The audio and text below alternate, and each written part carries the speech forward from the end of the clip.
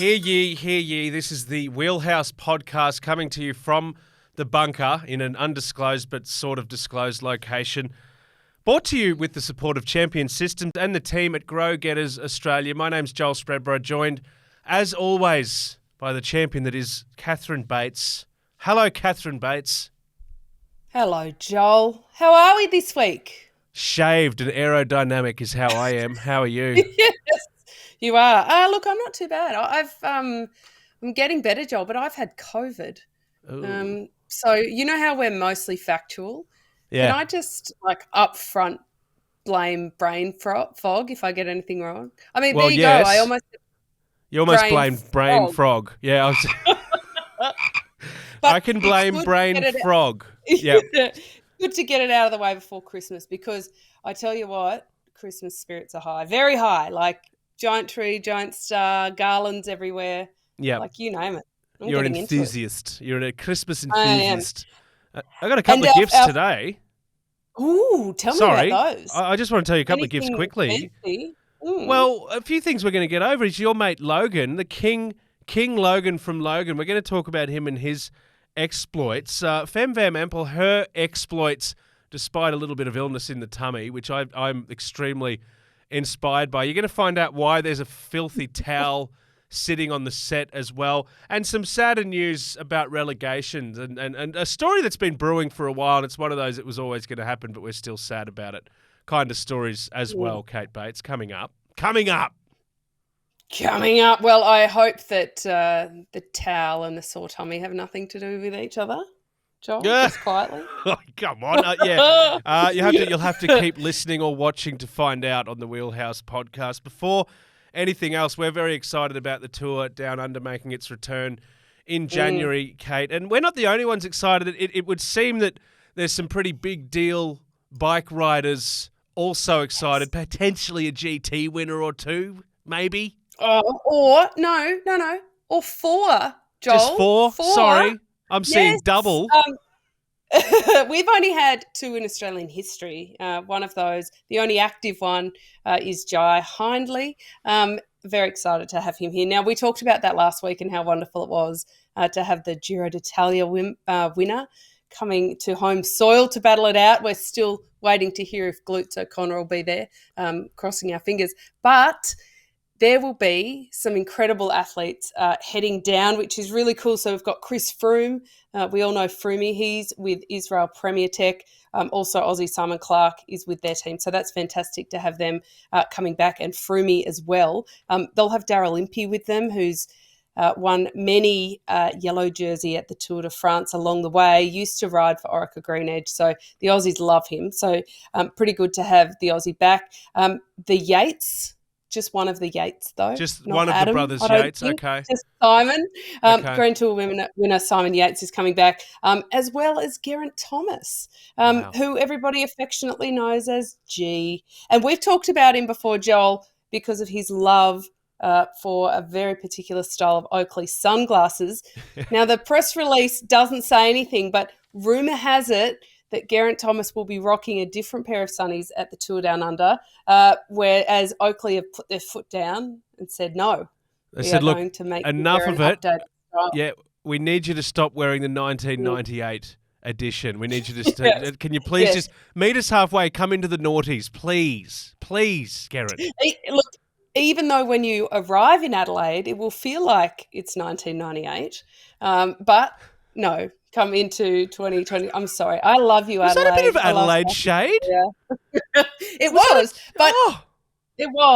But I do love Adelaide, and I'm going down for the Tour Down Under. So, I really shouldn't throw too much shade, should I? But it is really, really exciting, Joel. And I think that all of this excitement around the men's race means that there's going to be some pretty big news around the women's race too.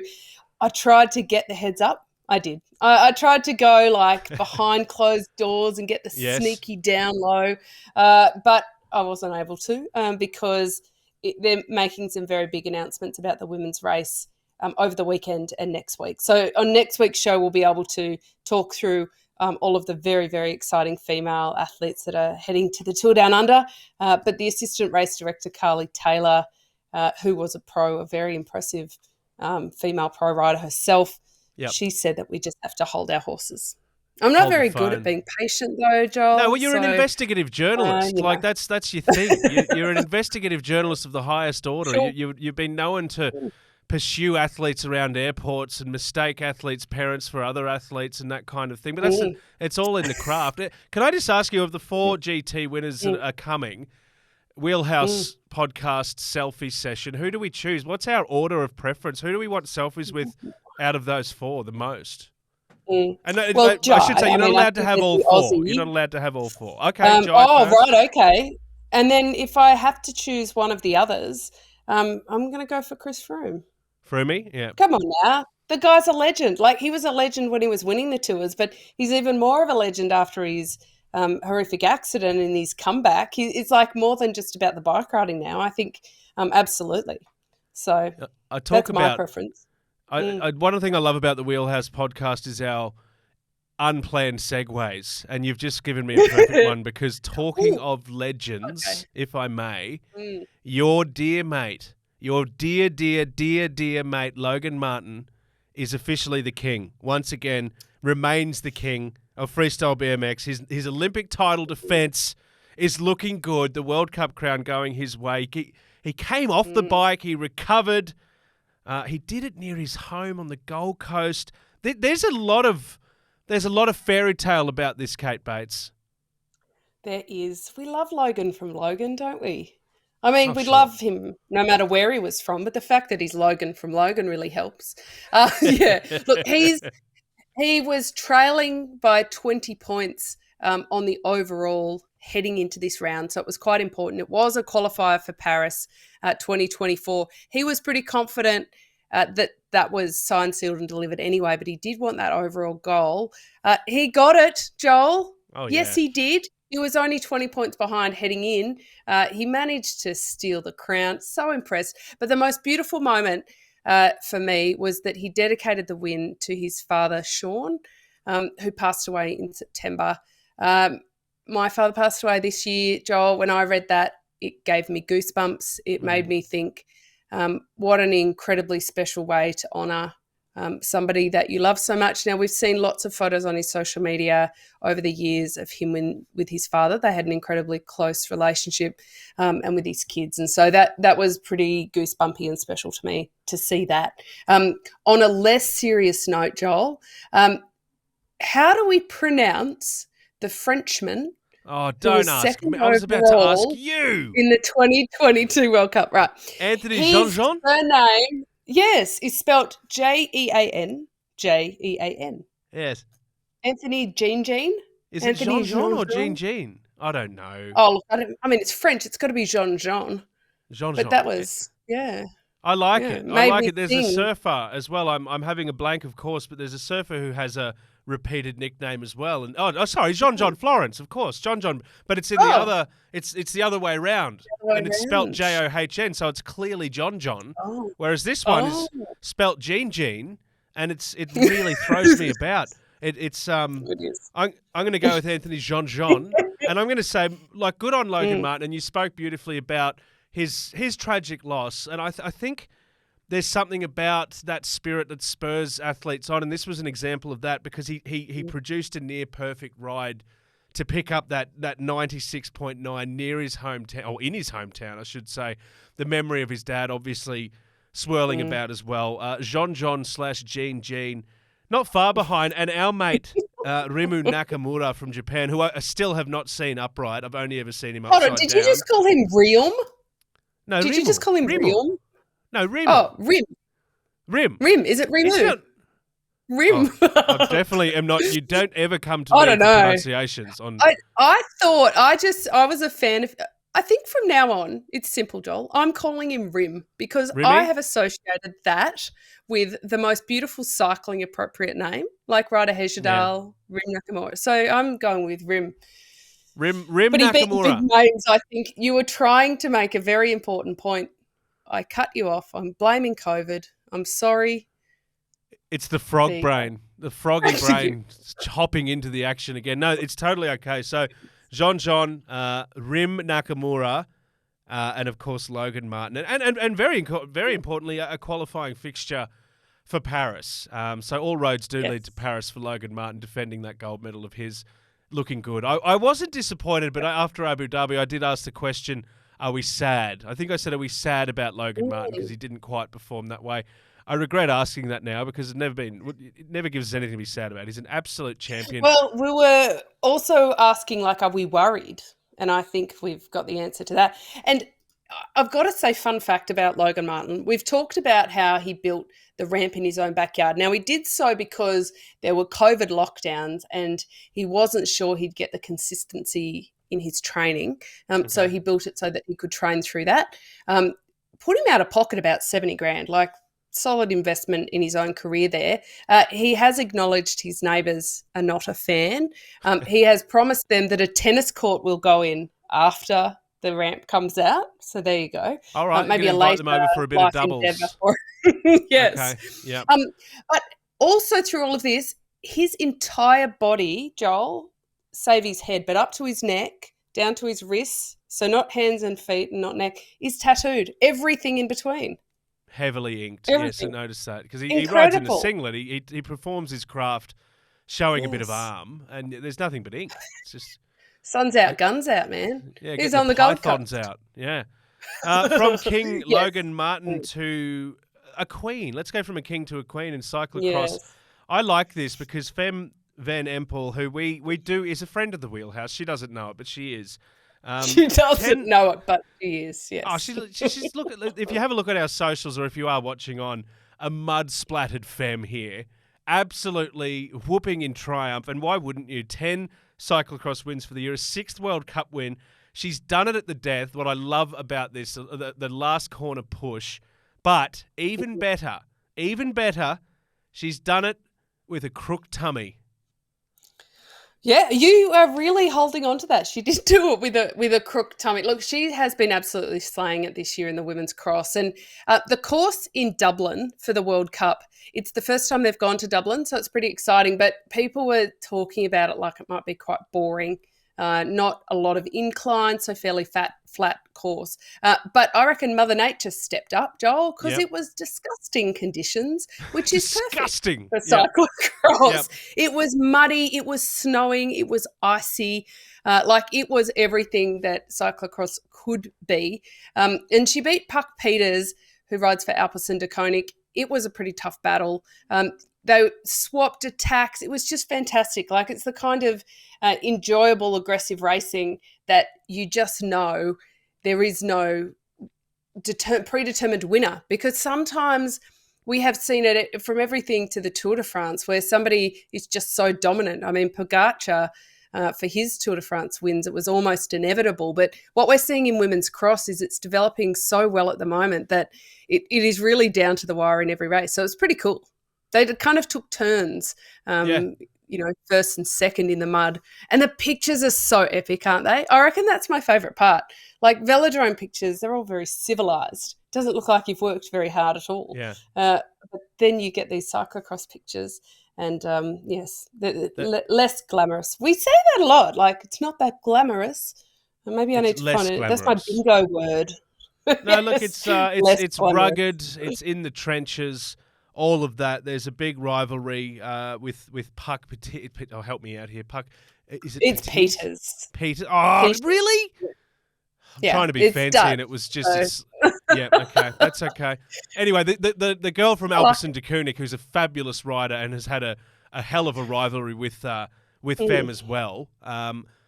Another extraordinary effort, I think it's safe to say. And on the Wheelhouse podcast, brought to you by our friends at Champion Systems and Grow Getters Australia. Shout out to the team there for coming on board. Let's stick in the mud because I enjoy the mud. And when there's a friend of the Wheelhouse that's a bit stuck in the mud, I think it rates a mention on this program. So what better way to bring in your dear mate, Wout van Aert. Muddy Wout, Kate Bates. Muddy Wout. Look, he took another victory. Now, he has been... over the years, so incredibly dominant in cyclocross. He and Matthew Van Der Poel have really gone head-to-head. Now, he did win in Dublin. He beat out Tom Pidcock, so he's our Olympic mountain bike champion. A little bit too talented for his own good, I think, Joel. They are vastly – what's really interesting about watching them race is they're vastly different physiques. So Tom Pidcock makes Van Aert look like a giraffe next to him. Like they're just, it's the long and the short of it for shizzle. But Tom Pidcock is so incredibly skilled that's really where he comes into the fore, and Van Aert is just, a watt machine. Now, I reckon part of why he won is because the course – was probably less technical and more flat and more for the power riders. But the conditions, Joel, were pretty horrendous. And I reckon it's time to introduce the really impressive part of why he won, because he had to have a bike change along the way, remembering that in cyclocross they have because the bikes get so muddy and dirty, they often have to change just for those reasons. So they have a transition area, the pits. It's not the pits to go to the pits. It's literally called the pits, just to clarify for non-cyclocross fans. Motorsport fans will relate, yes. Yes, they go through, they change bikes. They literally jump off it, keep running, jump on another bike, and then the mechanic will clean the mud and the dirt off the bike so that when they need to, when it gets clogged again, they can do that again. But Joel, he had a bit of an interesting one because it wasn't just mud that was stuck in his brakes, it was a dirty towel, dirty rag. Towel. I messaged Wout after and said, the towel. No, Kate, it's not the towel. Of course, it's not the towel. Joel, go with me. Come on, it's a precise replica. No, I can't. We're all about integrity and mostly factualism on this show. I wish it was the towel, but we have an expression. We have an expression for anyone listening overseas or watching on.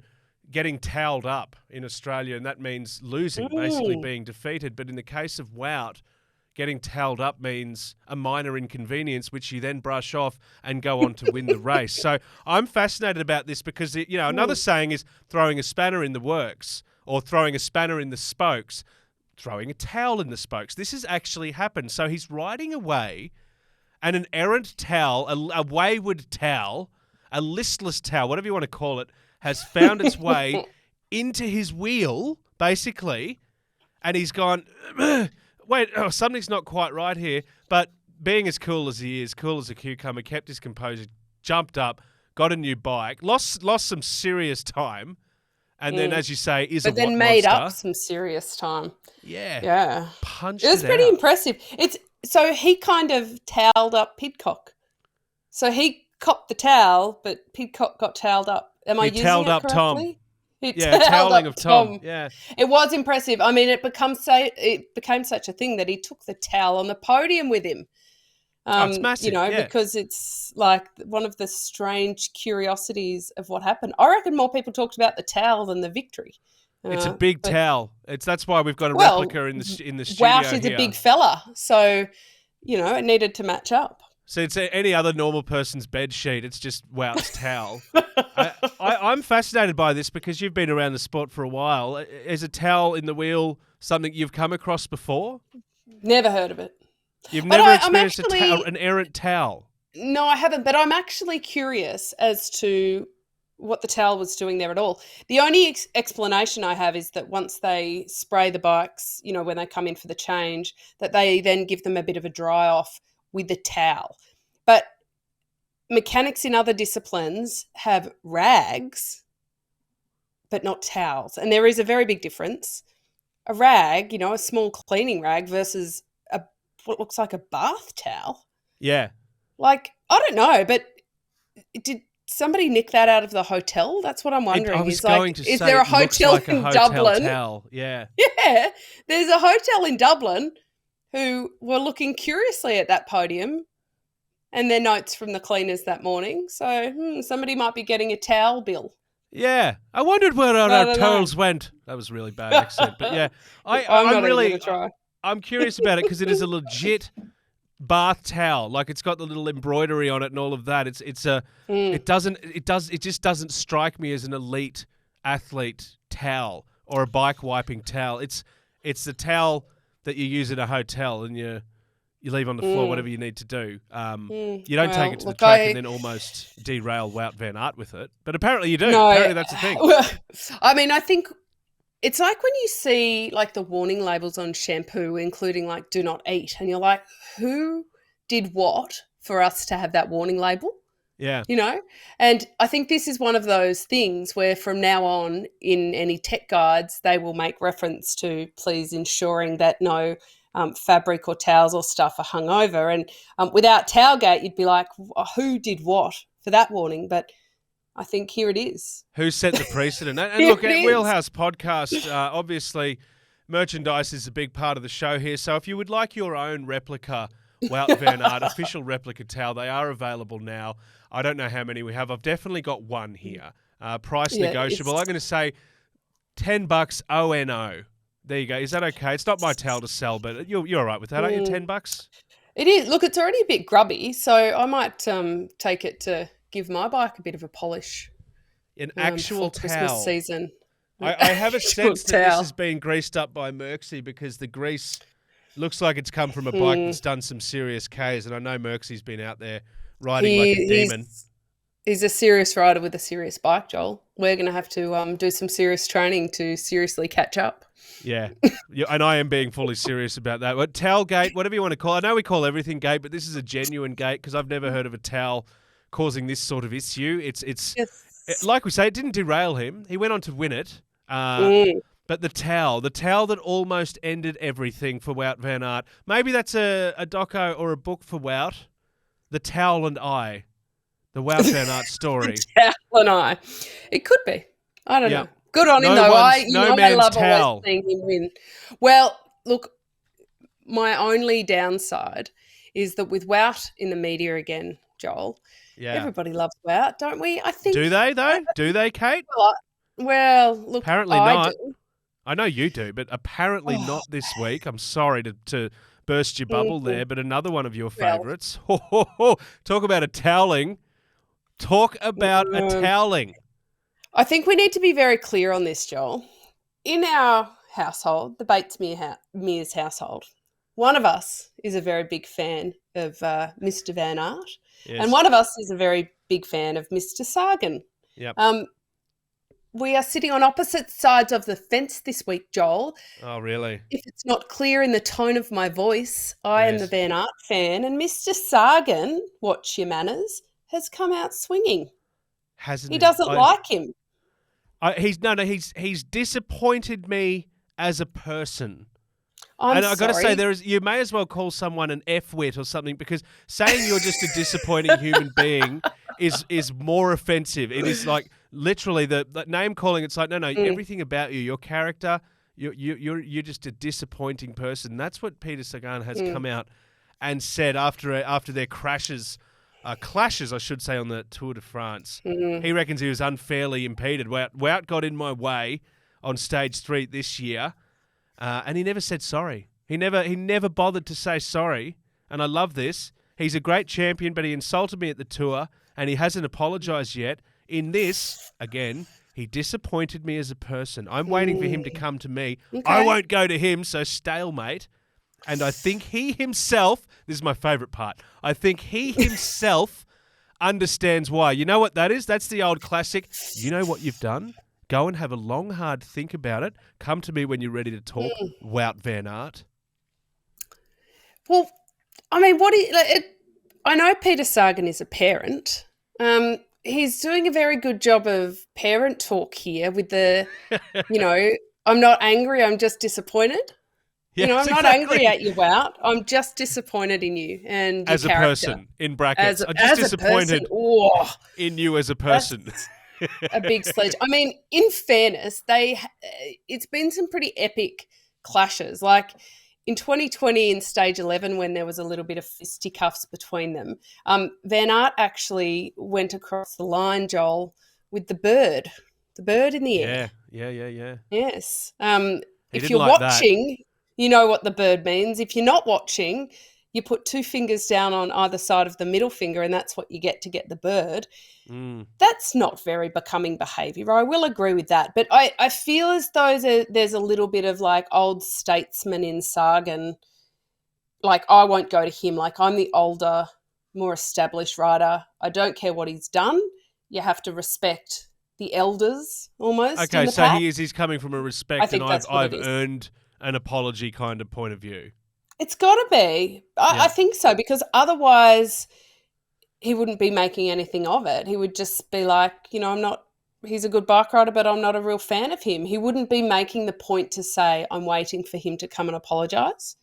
Yeah, I don't know. There's something in that. I reckon it's a bit of a elder statesman kind of thing. I know you love Wout, but the whole bird I thing, do. Does Peter have a point? I think Peter has a point. Try saying that 10 times really fast, Joel. Yes. Any voice teachers listening are like, oh, that's a good one. I do think he has a point, because there does need to be a lot of respect. And cycling, in many ways, has this huge amount of respect. Like, think about when the yellow jersey at the Tour de France gets a mechanical, it's kind of a no attack rule. At any race, when the race leader stops to get a water bottle, whatever, anything like that. When you go through a feed zone, you don't attack. Like, it is kind of gentlemanly, gentlewomanly, I need to work on that term, in its nature. And certainly all of my experience in the women's peloton, there is a lot of respect that goes through. If some of the older, more experienced riders, for example, want to take a stand against something they don't like going on, for example, the race conditions or such, everybody follows along. So I do get that. In the race, it is a little bit different, because there's the sporting element where everybody's just trying to get a result, and people do clash sometimes with heads and shoulders. But there should be that respect off the bike. And I suppose that's what Sagan isn't saying, but is insinuating, is that not only are there these on-bike clashes, but he doesn't feel like off the bike that's been resolved. So he might accept that if off the bike he came to him and said, sorry about that. But I know that my mate Wout is of good character, Joel. I just don't question it. So, look, Mearsy's a bit worked up about Pedo being upset, but I think that we can deal with that. But it's a very interesting predicament that Sagan finds himself in, because he rides for Total Energies. They're not a World Tour team. They're not going to get the same amount of respect in the bunch just generally as some of the other teams. And so I reckon that Sagan's also feeling a little bit on the back foot about all that sort of stuff. It's just my spidey senses. A little bit more going on, a little bit more of grievance sort of happening. I'll tell you two teams he definitely won't be riding for, and that's Israel Premier Tech and Lotto Soudal, after, I guess, the worst-kept secret was confirmed this week. Relegation announced by the USI. Alpecin de Koenig, Arkea Samsic promoted. Israel Premier Tech, Lotto Soudal gone. Now, this was expected. The criteria, look, speaks pretty clearly about what it is. I got to say, though, not enough ranking points to get there in the end, but it threatened to get a little bit ugly with Israel Premier Tech owner Sylvan Adams. He's been on about it for a while. I'm gonna sue. I'm gonna take you to court. This is blah blah blah blah blah blah. What's the latest? Is he now just saying, I'm just done. I'm done with cycling. This sucks. Not fair. Going home. Turning my phone off. Everyone go away. I think he's had his dummy spit and he's moved on. But so the whole relegation debate, I mean, it's been talked about for so long because it's got such far-reaching implications around everything, including athlete welfare, because a lot of the riders were saying they wanted to take time off during the season, or they wanted to finish their season early, but the teams were saying, no, we need your points. You need to go to these races. And also the fact that winning Grand Tour stages sometimes got you fewer points than winning smaller races. And so there's been a bit of debate about that. But if we dial it back and just talk about the impact it has on these two teams, to clarify, and for the Aussies who are concerned about Caleb Ewan, breathe easy. Yes. Because Lotto Soudal, who are now Lotto Destiny, at least I think it's called Destiny because it's missing a letter, but it's DSTNY, one of those really classy spellings. Okay. Yep. Destiny. They are on the top of the Pro Tour list, and so they automatically still get invites to the Grand Tours and the World Tour races. So, yeah, technically they're relegated, but we want that impact Caleb, and I think that was a lot of Aussie fans' concerns, of course, that he wouldn't have access to the big races. The bad news for the Aussies, though, is that with Israel Premier Tech relegated, that does affect Simon Clark, who won a stage this year, of course, of the Tour de France in incredible fashion, and also Chris Froome. I think it would be safe to assume that they'll get wildcards for a lot of races. So, for example, they are coming to the Tour Down Under, no problem. We would assume that they would also get an invitation to the Tour de France because of Chris Froome's pedigree there. Yeah. And I think because of what Simon Clark has done as well, the Vuelta, for example, where he won the KOM jersey at the Vuelta, we could expect them to get an invitation to that. It might affect some races in the middle, though, and certainly, Giro, we just don't know those sorts. If you then go down the list a little bit, it becomes quite interesting because we mentioned Peter Sagan and Total Energies. They're on the Pro Tour list, not on World Tour. So if we can assume that Lotto will get one of the automatic wildcard for the Tour de France, Israel Premier Tech will probably get one. That takes us already to 20 teams. That only leaves 2 more wildcards to even get at the Tour de France. Yeah. Total Energies may or may not be one of them. So it does definitely put the pressure on further down the list. And of course, it would be remiss of us, Joel, not to mention that it is highly, highly likely at this point that Mark Cavendish will sign with one of these Pro Tour teams instead of World Tour. And so we could probably assume that that team would be aiming to get a wildcard spot at the Tour de France and some of the other Grand Tours as well. So it's a really interesting situation because some of the pro teams are really high quality, like the Q36.5 that Doug Ryder is running. Human Powered Health are great, Total Energies. We've got a few new ones in there, really exciting. We've got from New Zealand, Bolton Equities Black Spoke, which is a new into the Pro Tour Pro Team list. They came from Continental, so they're out of New Zealand. So that's pretty cool because, we've got an Aussie team up in World Tour, but to have a New Zealand team pushing up there as well. So, it's really bad news for Israel Premier Tech. It's not as bad news for Lotto Destiny, but it is, it does really affect those other teams like Total Energies. So a bit of a wait and see. It is, like you said, lucky for the wild cards because otherwise it could have been a real drama for a lot of these riders with teams having, we've spoken about it, well and truly sewing up rosters, obviously well in advance. Also 15 places in the Women's World Tour. It was Planta Pura, but now it is Phoenix de Koenig, the renamed team, getting the last place there as well. A very tightly contested roster there as well. But yeah, a very interesting story. Yeah. It's one that's been plaguing the sport for months. So tough times for a lot of these teams to keep their bikes on the road. Kate Bates on the Wheelhouse podcast. Let's stay with Aussies. So the Oppies, the famous AusCycling Awards. Now Jay Hindley, you love him.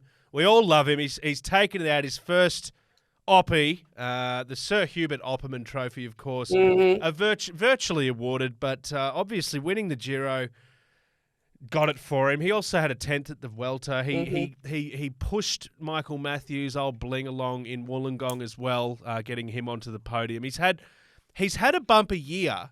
Congratulations to the West Australian. Now, he also took out the road category. Your mate Grace Brown won the Women's Road Award. We've also got your mate Logan Martin and a lot of your mates, Georgia Baker, Petricola as well. Now, I want to ask you, if I can, because Beck McConnell. Now, this is really interesting. Beck McConnell got in touch with the Wheelhouse. Look, I'm going to let you take this because basically, arguably, there's a case. There's a case for Beck McConnell to maybe be considered a better effort. But the GT thing sort of skews everything a little bit. You've dived into this. Can you please explain where Beck McConnell is coming from and where you sit on this? Yeah, so to backtrack just a little bit, amazing that Joe Hindley won, right? He's had an incredible year and he deserves it. And we'll actually put the full list of winners in a show note So you can click through to AusCycling to get a full list of all of that. Now, it wasn't Beck directly. It was somebody who's advocating for her. And their claim, which I think is fair, is that what Beck achieved in mountain bike this year was arguably more impressive than what Jai achieved on the road. And I thought, without kind of putting the result sheets next to each other, we'd have to look into that. But I suppose it goes very easily, Joel, if you're a road cyclist or even a track cyclist, but not a mountain biker, your natural favour would be to say that to win a Grand Tour, 2 Aussies only in history have done it, is the biggest thing, right? Yep. Above and beyond anything, above and beyond an Olympic gold medal, a world title, any of that. The issue with that, when I took a little deep dive, so I have this delightful document in front of me called the AusCycling Awards Policy. So it's the latest version from September 2022. So I'd like to think it's quite updated, because I thought it's really interesting to me. How do they decide? How do they weight performances? How does it weigh? Yeah. To start with, it's, in my opinion, it's a great document, but I do think that they could tweak it because there's no point system, right? So it's not like the Brownlow or something like that medal, which we have for football for the best and fairest player, where people are awarded points, and so it's quite easy. And then if there's a joint winner, there's a joint winner. What they instead have is like essentially a performance period that goes from the 1st of December the year before until the 30th of October. And within that, they're rating people by excellent performances throughout that period. Now, if you under the OPI itself, each discipline, we've got road cyclist of the year, track cyclist of the year, mountain biker of the year, etc. But for the OPI, the weight goes, number 1 is a UCI Grand Tour GC, right? So no surprise why Jai won it. Yeah. Under that is Olympic Games and Paralympic Games, which explains why Logan Martin won last year as an Olympic gold medalist in lieu of any Grand Tour winners. But essentially what this says to me is that no women, in the condition that a male road cyclist won a Grand Tour, no woman could beat him, even if they won the Olympics, the World Championships, and, every other World Tour race in the meantime, because there aren't any Grand Tours as categorised by the UCI for them during the season. It means that no BMXer or mountain biker, even if they won every World Cup, every World Championship and Olympics in the same year, they couldn't win it either. Okay. And so if you look back through history, we've had a couple of female winners, Anna Mears, Caroline Buchanan, but now looking at the criteria, they've won it because a man hasn't won a GC at a Grand Tour, because if that man had have won a GC at a Grand Tour, it would have trumped those performances. And so, look, I think Beck McConnell had an incredible year, Joel. Like, she won 3 World Cups on the mountain bike. I'm not sure that I would then elevate in my own estimation or points above what Jai Hindley did. So I still think that we have the right winner. But it does beg the question that even if Beck had have won every World Cup and was world champion, she still wouldn't have been able to win the award over him. And so I find it really interesting. It's a really difficult one. Yeah. I think, like, the sacred nature of GTs is not lost on anyone in the sport of cycling. We've spoken about this quite a number of times. We've compared them to monuments. We've compared the significance and the prestige. That's obviously reflected in this scoring system. I think I'm going to say, I am going to say, I think taking out that Giro, the effort, the performance that he put in, I'm with you saying he is a deserved winner. Taking nothing away from Beck McConnell, extraordinary year as well. She's had an extraordinary year, yeah. I do agree, a crunching of the numbers, that you need to reweight that. Look, we've seen an example this week. We've seen it in a different sport. We saw it in tennis. Ash Barty took out the John Newcombe medal, which is Australia's best tennis player, for the 5th straight year. Now, she did that 9 months after retiring, and the reason she did it was because she won a Grand Slam. She won the Australian Open in January. She won a couple of other tournaments, don't get me wrong, and a doubles title. But there was an argument to say she hasn't played for most of the year. The likes of Nick Kyrgios, for example, played a Wimbledon final, won a couple of majors as a doubles partner and a string of tournaments as well. But it's the same debate. And in tennis, I think everyone's quite satisfied that a Grand Slam is a Grand Slam. This thinking obviously applies in the sport of cycling as well. I think I definitely agree with the reweight, but gee, it's tough to take away from the extraordinary effort in Italy because, as you say, it's not something that happens very often. No, but is it not happening often? The athletes who are performing, like Logan Martin, for example, he shouldn't be punished because not many Aussies win Grand Tours. For example. And I mean, I just think that a way for them to rework it, I'm super interested in people's opinions on this. And we're going to put this out on socials and really encourage people to throw some ideas out there. But I reckon points, maybe a Grand Tour you get 50 points and I think that's exactly a World Cup you get 30 points, an Olympic gold medal you get 40 points. I don't know. But then I think that you've hit it there. The Grand Tour doesn't sit above. Yeah, absolutely. An Olympic gold medal, looking at Logan Martin, is like, let's be fair, for all of his exploits, we were speaking about him earlier this program, once again, wasn't in the running, didn't really stand a chance in the context of the current scoring system. But look at the achievements, look at the feats. It's like reweight it, rebalance it, redistribute the numbers. He won last year, but he wouldn't have won with his incredible achievements last year. He wouldn't have won this year just because of that criteria. And also pretty tough for the women, isn't it? It is very tough. It absolutely is, and especially with the Fem and with women's GTs becoming finally more of a thing as well. They can review that because, as you said, that's the latest document from September. The information in it isn't necessarily up to date. I'm going to say that it's not as current and as relevant and as applicable as it probably should be in the current climate and the current sort of the layout of world cycling in both men's and women's. But tough one this year. Tough one. I'm going to stick with saying I think personally that Jai deserved his gong, but I definitely think you hit it on the head there when you said this many points.